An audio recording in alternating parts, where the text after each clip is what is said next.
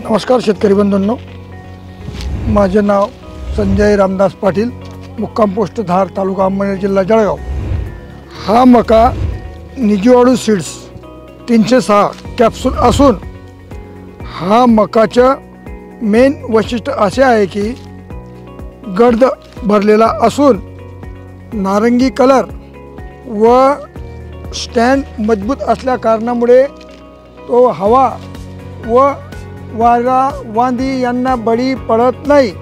दुसरं वैशिष्ट्य असे की ह्या वाणावर अळीचा प्रादुर्भाव जास्त होत नाही आणि